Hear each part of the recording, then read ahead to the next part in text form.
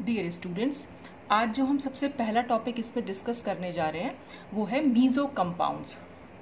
ये तो अब तक हम वैसे मीज़ो कंपाउंड्स काफ़ी बार इस स्टीरियोकेमिस्ट्री में हम नाम ले चुके हैं, तो आप जान भी गए होंगे कि क्या होते हैं। तो एक बार फिर से हम डेफिनेशन और पूरा डिटेल में हम इसको देख लेते हैं। तो मीज़ो कंपाउंड्स एक ऑप्टिकली इनएक्टिव कंपाउंड होते हैं। तो an optically inactive compound whose molecules are superimposable on their mirror images despite the presence of chiral carbon atoms is known as a meso compound. तो इसका क्या मतलब हुआ कि meso compound optically inactive compounds होते हैं, ठीक। और इनके जो मॉलिक्यूल्स जो भी यहाँ पर हमने ग्रुप्स या एटम्स लगा रखे हैं, ये जो होते हैं एक सुपर इम्पोजेबल मिरर इमेजेस बनाते हैं। जैसे सपोज अगर हम एग्जांपल ले लें मीज़ो टार्ट्रिक एसिड का, तो मीज़ो टार्ट्रिक एसिड हम कई बार डिस्कस कर चुके हैं मीज़ो टार्ट्रिक एसिड को। तो ये उसका स्ट्रक्चर है। अब आप इस स्ट्रक्चर को देखें और अगर हम इसकी मिरर इमेज बनाएं, तो मिरर इमेज तो मैंने आपको बता ही रखी कैसे बनाते हैं आप, तो वो सब आप प्रीवियस वीडियोस में वहाँ पर जाकर देखिएगा कि super imposable, non super imposable mirror images क्या होती हैं। तो पहले आप प्रीवियस वीडियोस को देखिएगा, फिर आप यहाँ पर आइएगा। अच्छा, अब ये हमने बनाया मीज़ो टार्ट्रिक एसिड। तो इसकी जब हम मिरर इमेज देखेंगे तो जो राइट हैंड साइड पर है वो लेफ्ट हैंड साइड पर, जो लेफ्ट हैंड साइड पर है वो राइट हैंड साइड पर दिखाई देगा, और टॉप टॉप की जगह रहेगा, बॉटम बॉटम की जगह रहेगा। तो इस तरह से हम इसकी मिरर इमेज यहाँ बना सकते हैं। अब यहाँ मिरर इमेज बनाई। दूसरी चीज़ हमने यहाँ पर देख रही है कि ये मिरर इमेज इसके ऊपर सुपर इम्पोजिबल हो जाएगी। सुपर इम्पोजिबल माने इसको अगर हम उठा के इसके ऊपर रख दें जस्ट, ठीक है। तो अभी देखने से तो ऐसा लग रहा है कि COH के नीचे COH आएगा, लेकिन OH के नीचे H और OH के नीचे इसके H आ रहा है। लेकिन आप क्या कर सकते हैं, इसे मैंने आपको बताया भी था कि ये फिशर प्रोजेक्शन को हम 180 डिग्री पर रोटेट कर सकते हैं पेपर के प्लेन में। तो जब हम इसे पेपर के प्लेन में रोटेट करेंगे तो ये वाला COH ऊपर आ जाएगा और ये COH नीचे चला जाएगा। ये OH इस H की जगह और ये H इस OH की जगह, और ऐसे ही ये OH इस H की जगह और ये H इस OH की जगह पहुंच जाएगा। तो हमारा पूरा घुमाने के बाद हमारा सेम स्ट्रक्चर यहाँ पर मिलेगा। तो क्योंकि अब ये सेम स्ट्रक्चर हमें मिल रहा है, तो ये सुपर इम्पोजेबल मिरर इमेजेस कहलाती हैं। अच्छा, और दूसरा अगर आप मिरर इमेज से ना समझ पाए तो क्या है, यहाँ पर इस कंपाउंड में अगर आप देखें तो यहाँ पर प्लेन ऑफ सिमेट्री है। यहाँ पर भी प्लेन ऑफ सिमेट्री है। तो ये प्लेन ऑफ सिमेट्री क्या है, ये सब मैं सिमेट्री एलिमेंट्स में आपको समझा चुकी हूँ।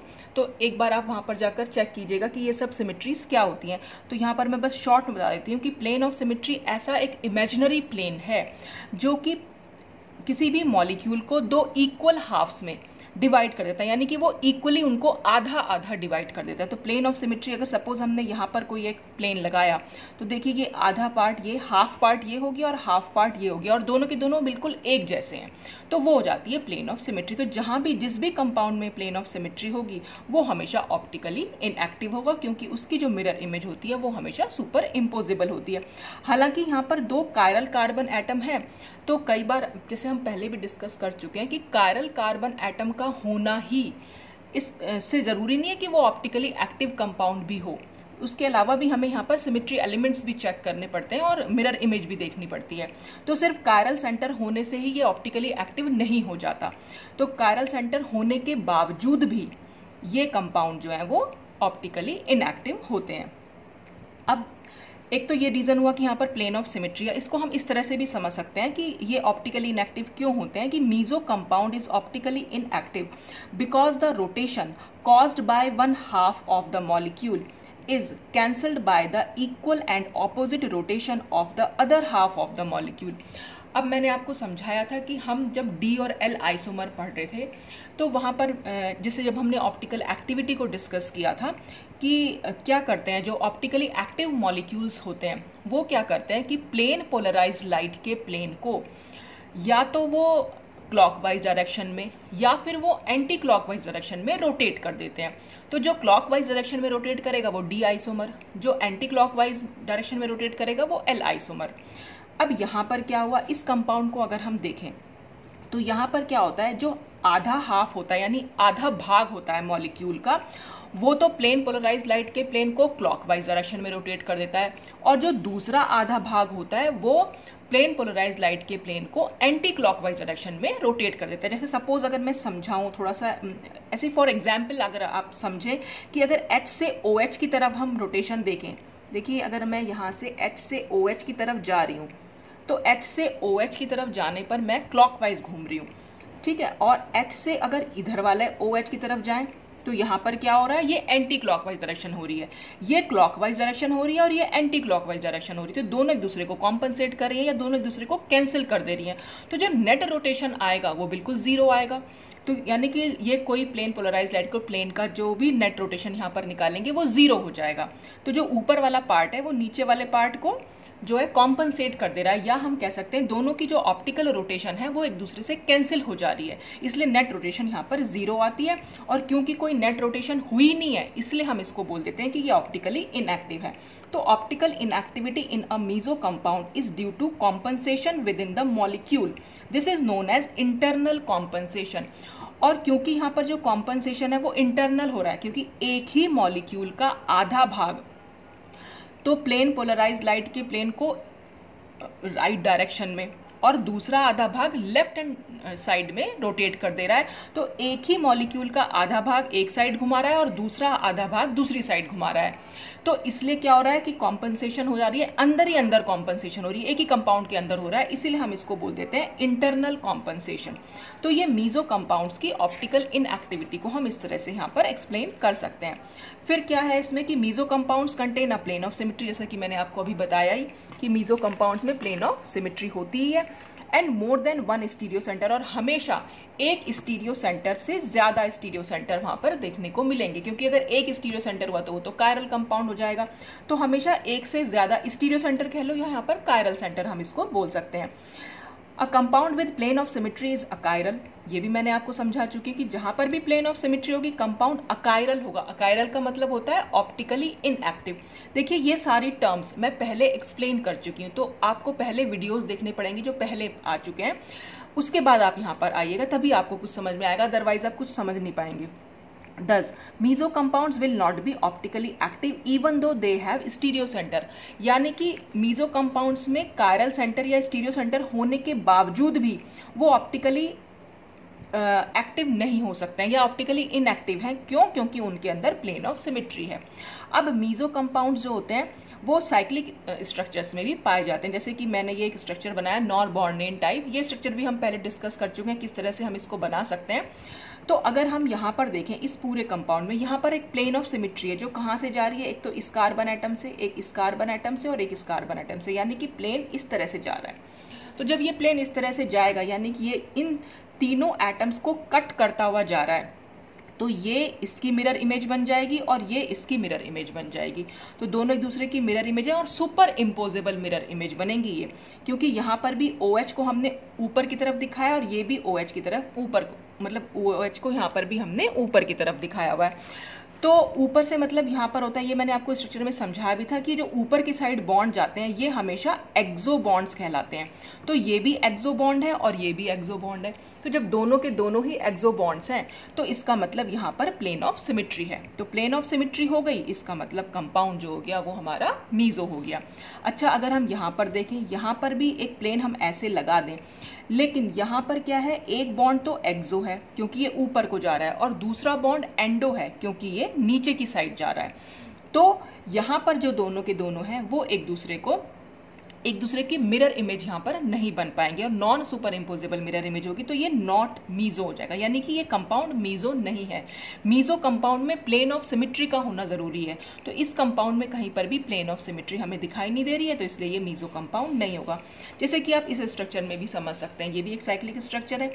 यहाँ पर क्या है, ये दोनों OH जो दिखा रखे हैं वो अबव द प्लेन दिखा रखे हैं। तो यहाँ पर प्लेन ऑफ सिमेट्री कैसे जाएगी, ये प्लेन ऑफ सिमेट्री इस CH3 को, इस कार्बन को और इस वाले कार्बन को कट करती हुई जाएगी। यानी कि अगर हम प्लेन ऐसे लगा देंगे, प्लेन से मतलब होता है एक मिरर लगा देना, और मिरर में क्या होता है, ये दोनों एक दूसरे की मिरर इमेजेस बननी चाहिए और सुपर इम्पोजेबल मिरर इमेज होनी चाहिए। या हम ये भी कह सकते हैं कि ये प्लेन एक ऐसा प्लेन है जो मॉलिक्यूल को दो इक्वल हाफ्स में डिवाइड कर रहा है। तो देखिए, जब ये CH3 को अगर हम एक पूरी बॉल की तरह समझ लें कि ये एक बॉल है, तो ये बॉल दो इक्वल हाफ्स में कटेगी, ये कार्बन भी दो इक्वल हाफ्स में कटेगा और ये कार्बन भी दो इक्वल हाफ्स में कटेगा, और ये पूरा मॉलिक्यूल जो है आधा पोर्शन ये हो जाएगा और आधा पोर्शन ऐसा हो जाएगा। तो दोनों के दोनों एक जैसे हैं। जब दोनों के दोनों एक जैसे हैं, इसका मतलब यहाँ पर प्लेन ऑफ सिमेट्री है और इसीलिए ये कंपाउंड मीजो है। अच्छा, अगर हम इसकी बात करें, यहाँ पर क्या है, एक OH तो अबव द प्लेन है यानी ऊपर की साइड है, और एक OH नीचे की साइड है यानी कि बिलो द प्लेन है। तो यहाँ पर कोई प्लेन ऑफ सिमेट्री नहीं है, इसलिए ये एक मीजो कंपाउंड नहीं है। तो मीजो कंपाउंड के लिए जरूरी है प्लेन ऑफ सिमेट्री का होना और एक से ज्यादा स्टीरियो सेंटर का होना या एक से ज्यादा कायरल सेंटर का होना। तो वो सब कंपाउंड्स मीजो होते हैं जहां पर प्लेन ऑफ सिमेट्री हो या एक से ज्यादा स्टीरियो सेंटर हो। और फिर मिरर इमेज हम देख लेते हैं कि वो सुपर इम्पोजेबल मिरर इमेजेस होनी चाहिए। अब नेक्स्ट टॉपिक हम इसमें डिस्कस करेंगे इन्वर्जन ऑफ कॉन्फ़िगरेशन। अब ये इन्वर्जन वर्ड का मतलब होता है उल्टा हो जाना, यानी कि अगर हमारे पास कोई R नॉर्मल, मैंने आपको R और S नॉमेनक्लेचर समझाया था, अगर किसी कंपाउंड का कॉन्फ़िगरेशन R है और फिर हम कुछ रिएक्शन कराएं और रिएक्शन के बाद जो हमें प्रोडक्ट मिल रहा है अगर वो S मिल जाए, या हम कोई S रिएक्टेंट ले लें, उसकी रिएक्शन कराएं और प्रोडक्ट हमारा R मिल जाए, यानी कि R कॉन्फ़िगरेशन का S में चेंज होना और S कॉन्फ़िगरेशन का R में चेंज होना, इसको हम बोल देते हैं इन्वर्जन ऑफ कॉन्फ़िगरेशन, उल्टा हो जाना कॉन्फ़िगरेशन का। तो अगर हम डेफिनेशन में जाएं इसकी, तो क्या होगा कि if an atom or a group directly attached to an asymmetric carbon atom is replaced by another atom or group, the configuration of the product is sometimes found to be different from that of the parent compound. This phenomenon which involves the inversion of configuration is called Walden inversion. Walden यहाँ पर scientist का नाम है, उन्हीं के नाम, उन्होंने मतलब इन्वर्जन की काफ़ी सारी रिएक्शंस को देखा, तो इस उन्हीं के नाम पर ये वॉल्डन इन्वर्जन आता है। तो इसमें क्या बताया गया है पूरे में कि किसी एसिमेट्रिक कार्बन एटम से, जैसे हमने एसिमेट्रिक कार्बन एटम जहां पर 4 यहाँ पर डिफरेंट ग्रुप्स जुड़े हुए हैं, ये कार्बन हमारा कायरल कार्बन कह लो या इसको अब हम एसिमेट्रिक कार्बन एटम कह सकते हैं। तो एक CH3 जुड़ा हुआ है, एक H है, एक C6H13 ग्रुप है और एक ब्रोमीन यहाँ पर जुड़ा हुआ है। तो 4 डिफरेंट ग्रुप है, एसिमेट्रिक कार्बन एटम है। तो अब एसिमेट्रिक कार्बन एटम से और इसका अगर हम कॉन्फ़िगरेशन निकालेंगे तो वो R आएगा। ये कॉन्फ़िगरेशन निकालना मैं आपको पहले बता चुकी हूँ, तो आप निकाल के देखिएगा, इसका कॉन्फ़िगरेशन आएगा R और नाम है इसका 2 ब्रोमो ऑक्टेन। अच्छा, अब इसमें क्या हुआ, अगर हम इसकी रिएक्शन कराएं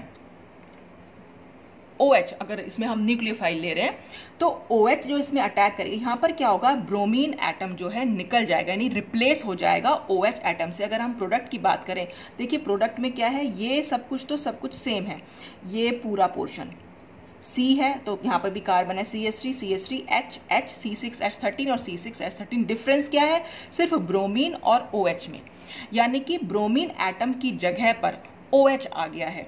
तो हम ये कह सकते हैं कि जब भी कभी इस तरह की हम कोई रिएक्शन करा रहे हैं, तो जब रिएक्शन में ये ब्रोमीन एटम हटेगा तो उसकी जगह जो OH एटम मतलब OH ग्रुप जो आएगा, ये जो ब्रोमीन एटम यहाँ से हटा उसकी जगह जो OH ग्रुप आएगा, तो अगर OH ग्रुप इस तरीके से आ रहा है कि कॉन्फ़िगरेशन हमारा बन रहा है S, तो हम उसको बोलेंगे इन्वर्जन ऑफ कॉन्फ़िगरेशन। अगर हम इसका कंपाउंड का कॉन्फ़िगरेशन निकालेंगे तो वो उसका निकल के आएगा S। तो पहले हमारा रिएक्टेंट का कॉन्फ़िगरेशन था R और प्रोडक्ट का कॉन्फ़िगरेशन हो गया S, तो इसलिए हम इसको कह रहे हैं कि इन्वर्जन ऑफ कॉन्फ़िगरेशन है। यहाँ पर रिएक्शन हमने कराई है SN2 यानी कि by molecular nucleophilic substitution reaction है, और ये हमेशा 1 स्टेप में होती है। इसमें होता क्या है, जैसे ही ब्रोमीन, जिस समय ये ब्रोमीन निकल रहा होगा उसी समय OH जो है पीछे की साइड से अटैक कर रहा होगा, क्योंकि जिधर से ब्रोमीन निकलेगा उधर की साइड से तो जगह नहीं होगी OH के पास अटैक करने की, तो हमेशा वो उसके पीछे की साइड से अटैक करेगा। तो आगे से तो ब्रोमीन निकल रहा है और पीछे से OH जो है अटैक कर रहा है, तो एक ट्रांजिशन स्टेट बनती है। कभी हम जब SN2 पढ़ेंगे डिटेल में तो वहां पर देखेंगे ये ट्रांजिशन स्टेट कैसे फॉर्म होती है। बस यहाँ पर सिर्फ इतना समझ लीजिए कि SN2 रिएक्शन जो भी होती है, most of the SN2 reactions में हमें इन्वर्जन ऑफ कॉन्फ़िगरेशन देखने को मिलता है। तो यहाँ क्या होगा, ब्रोमीन एटम जिस समय निकलेगा OH फाइनल पीछे से अटैक करेगा, फाइनली क्या होगा, ब्रोमीन आगे से निकल जाएगा, OH जो है आगे पीछे से जुड़ जाएगा। तो जब इस तरह से जुड़ेगा तो कॉन्फ़िगरेशन हो जाएगा S। तो इसलिए कॉन्फ़िगरेशन यहाँ पर चेंज हुआ है, इसलिए हम इसको बोल रहे हैं इन्वर्जन ऑफ कॉन्फ़िगरेशन, और इसको वॉल्डन के नाम पर दिया गया, तो नाम हो गया वॉल्डन इन्वर्जन। इसी तरह से हम नेक्स्ट इसमें डिस्कस कर सकते हैं रिटेंशन ऑफ कॉन्फ़िगरेशन।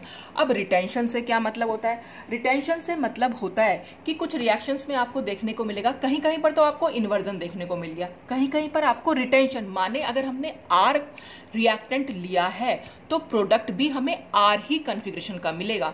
अगर हमने रिएक्टेंट S कॉन्फ़िगरेशन का लिया है तो प्रोडक्ट भी हमें S कॉन्फ़िगरेशन का ही मिलेगा, यानी कि यहाँ पर रिटेंशन रहेगी, यानी कि कॉन्फ़िगरेशन में कोई चेंज नहीं होगा। जो रिएक्टेंट का था कन्फिग्रेशन वही प्रोडक्ट का कन्फिग्रेशन रहेगा। तो some reactions at chiral carbon atoms give products that have the same configuration as the starting material. This is called retention of configuration. यही जो बात मैंने आपको समझाई कि जो भी हमने कंपाउंड लिया है बस जैसा उसका कन्फिग्रेशन है फाइनल प्रोडक्ट में भी आपको वही कन्फिग्रेशन देखने को मिलेगा। जैसे स्टार्टिंग में हमने R कन्फिग्रेशन वाला कंपाउंड लिया तो जो प्रोडक्ट मिला उसका भी जब हमने कन्फिग्रेशन देखा तो वो R ही मिला। तो अब इसमें क्या हुआ, जैसे ये एग्जाम्पल के तौर पे एक रिएक्शन समझाई गई है कि इस रिएक्शन ये हमने एक रिएक्टेंट लिया और इस पे थायोनिल क्लोराइड की जो है रिएक्शन हो रही है। अब इसमें क्या होगा, ये H और ये Cl यहाँ से निकल जाता है। जब ये H और Cl निकलेगा तो ऑक्सीजन और सल्फर के बीच में यहाँ पर बॉन्ड बन जाएगा और उसके बाद क्या होगा, नेक्स्ट स्टेप में इसमें आयन पेयर फॉर्मेशन होता है। ज्यादातर इन रिटेंशन वाली रिएक्शंस में हमें आयन पेयर देखने को मिलता है। अब आयन पेयर क्या है, जैसे कार्बन और ऑक्सीजन के बीच में ये वाला बॉन्ड जो है वो ब्रेक होता है। ऑक्सीजन ज्यादा इलेक्ट्रोनेगेटिव है तो ऑक्सीजन पर आएगा नेगेटिव चार्ज, क्योंकि ये बॉन्ड पे ये जो इलेक्ट्रॉन है बॉन्ड पेयर के वो ऑक्सीजन पर शिफ्ट कर जाएंगे और कार्बन से क्योंकि बॉन्ड पेयर हट गया इसलिए कार्बन पर आ जाएगा पॉजिटिव चार्ज। तो जो हमने यहाँ पर दिखा दिया है, तो एक आयन तो हमारा बन गया पॉजिटिवली चार्ज और एक आयन हमारा बन गया नेगेटिवली चार्ज। तो इसी को हम बोल रहे हैं आयन पेयर। अब क्या होगा, इस आयन पेयर में यहाँ से इसके पास जो है, क्योंकि यहाँ पर क्लोराइड आयन है तो ये क्लोराइड आयन इस पे कार्बन जो कार्बोकेटायन हमारा बना है जिस कार्बन पर पॉजिटिव चार्ज है उस पर ये अटैक कर देगा और सामने से ही अटैक करेगा, यानी कि जहां से ये OH निकला था उसी जगह से ये Cl जो है वो अटैक कर रहा है। जो ये वाला Cl है वो सामने से ही अटैक कर रहा है, सामने से ही OH निकला और सामने से ही इसने अटैक किया, यानी कि जिस पोजीशन से OH निकला उसी पोजीशन से Cl ने अटैक किया, इसीलिए हमारा कॉन्फ़िगरेशन जो है वो सेम देखने को मिला। तो इस तरह से ये Cl अटैक करेगा और ये SO2 यहाँ से रिलीज हो जाएगी। तो इस तरह से जब रिटेंशन ऑफ कन्फिग्रेशन देखने को मिल रहा है, बस उसी प्रोसीजर को हम रिटेंशन बोल देते हैं कि कन्फिग्रेशन में कोई चेंज हमें देखने को नहीं मिलता। अच्छा, इसके बाद नेक्स्ट टॉपिक है रेसिमाइजेशन। ये तीनों टॉपिक्स बहुत छोटे छोटे थे, इन्वर्जन, रिटेंशन और रेसिमाइजेशन। रेसिमाइजेशन में क्या होगा, कई बार कुछ रिएक्शंस ऐसी होती हैं, जैसे हमने कोई ऑप्टिकली एक्टिव कंपाउंड लिया, यानी कि उसका कुछ ना कुछ कन्फिग्रेशन होगा, R होगा, S होगा, कुछ भी ले लिया हमने। उस कंपाउंड की जब हम रिएक्शन करा रहे हैं आगे, तो क्या होगा कि कुछ उसमें ना हमें हाफ इक्वल अमाउंट्स ऑफ देखने को मिलते हैं इनएंशियोमर्स के, कि कुछ तो प्रोडक्ट हमें मिलेगा R कन्फिग्रेशन के साथ और कुछ प्रोडक्ट मिलेंगे हमें S कन्फिग्रेशन के साथ, यानी इक्वल अमाउंट मिलेगा R का भी S का भी, यानी कि हमें रिटेंशन भी देखने को मिल रही है और हमें इन्वर्जन भी देखने को मिल रहा है।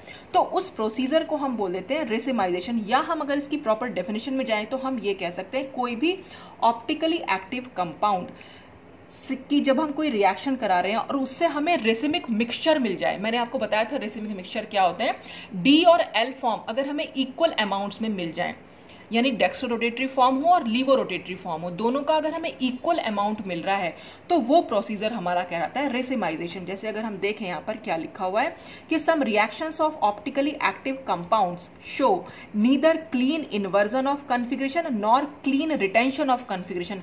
ना तो उसमें क्लियर सारे मॉलिक्यूल का रिटेंशन देखने को मिलेगा, ना इन्वर्जन क्लियरली, मिक्सचर मिलता है, रिटेंशन भी मिलेगा और इन्वर्जन भी मिलेगा, तब दिस इज कॉल्ड रेसिमाइजेशन। इसको हम बोल देते हैं racemisation. It is the process of conversion of N optically active compound into the racemic modification.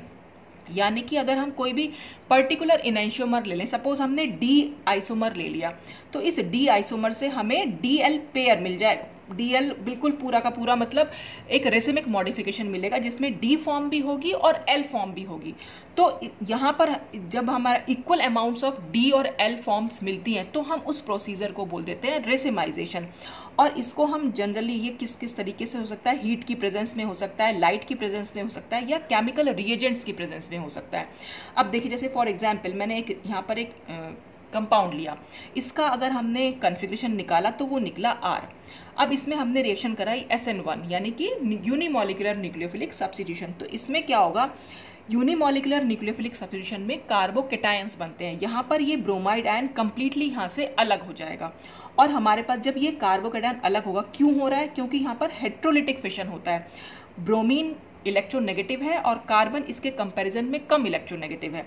तो क्या होगा, ये जो इलेक्ट्रॉन्स हैं वो पूरे के पूरे ब्रोमीन पर शिफ्ट कर जाएंगे, तो ब्रोमाइड आयन अलग हो जाएगा और कार्बन पर आ जाएगा पॉजिटिव चार्ज। तो ये तो था हमारा एक टेट्राहेड्रल मॉलिक्यूल। अब जो इससे कार्बोकैटायन बना ये नेचर में प्लेनर होता है, यानी कि ये जो कार्बन के तीनों बॉन्ड हैं ये अब एक प्लेन में आएंगे। टेट्राहेड्रल में ऐसा नहीं होता। टेट्राहेड्रल में जो भी दो बॉन्ड होते हैं वो हमेशा प्लेन में होते हैं, ये सब मैंने पहले समझाया हुआ है। और एक बॉन्ड अबव द प्लेन होता है और एक बॉन्ड बिलो द प्लेन होता है। जबकि यहाँ जो हमारा ये बना है कार्बोकैटायन, यानी ये इंटरमीडिएट बनता है इसमें, तो जो ये कार्बोकैटायन बना है ये नेचर में प्लानर होता है और अकायरल होगा, यानी कि ये ऑप्टिकली इनएक्टिव होगा। ये हमारा ऑप्टिकली एक्टिव था, ये ऑप्टिकली इनएक्टिव इंटरमीडिएट बना।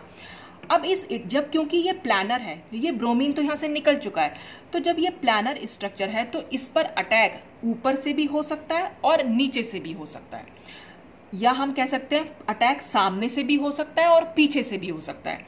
तो जैसे अगर हम ये माने कि ब्रोमीन जहां से निकला था और जब हम इसके अटैक OH आयन फिर से अटैक करेंगे, वाटर हमने ले रखा है, तो OH आयन अगर जहां से ब्रोमीन ने निकला था अगर वहीं से OH आयन जुड़ जाएगा तो वो तो कहलाएगा हमारा फ्रंट अटैक, तो उससे तो हमें मिलेगा रिटेंशन।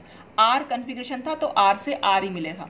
ये मैंने आपको पहले भी अभी रिटेंशन में बताया था कि जहां से जो एटम निकलता है अगर उसी की जगह पर वो नया एटम आ जाएगा तो वो रिटेंशन मिलेगा। लेकिन अगर ऐसा हो जाए जहां से Br निकला और पीछे की साइड से अगर OH आए तो वहां पर हमें मिलेगा इन्वर्जन, जैसा कि मैंने आपको अभी इन्वर्जन ऑफ कन्फिग्रेशन में समझाया भी। तो अगर पीछे से अटैक हुआ, बैक अटैक हुआ, तो OH पीछे की साइड जुड़ेगा। अगर फ्रंट अटैक हुआ तो OH सामने की साइड से जुड़ेगा। तो अगर फ्रंट अटैक में सामने से जुड़ रहा है तो हमें रिटेंशन देखने को मिलेगा, और नहीं तो फिर हमें अगर पीछे से अटैक हुआ तो हमें इन्वर्जन देखने को मिलेगा।